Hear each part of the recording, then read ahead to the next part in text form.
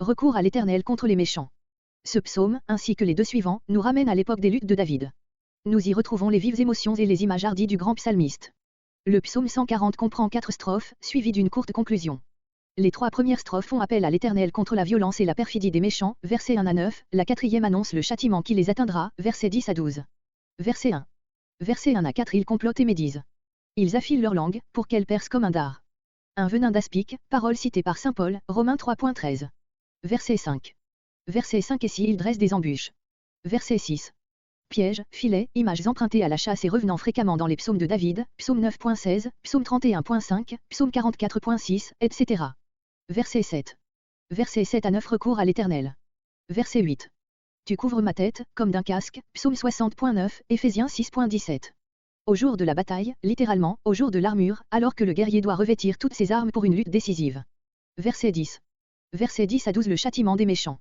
Que sur la tête. Cette parole fait contraste avec ce qui vient d'être dit de la protection qui recouvre la tête de loin de l'Éternel.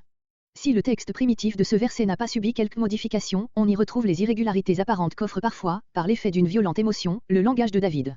Voici la traduction littérale, la tête de ceux qui m'assiègent, que l'iniquité de leurs lèvres les couvre. Comme le dernier mot du verset 9, il s'élèverait, ne semble pas se rattacher d'une manière bien intime à ce qui précède, on a supposé qu'il appartenait primitivement au verset 10, ce qui donnerait le sens suivant. S'il élève la tête, ceux qui m'assiègent. Que l'iniquité de leurs lèvres les recouvre. L'image qui se présente ainsi à l'esprit est frappante. On voit s'élever une tête orgueilleuse, mais elle est aussitôt recouverte de l'ignominie que cet orgueilleux a désiré pour son ennemi.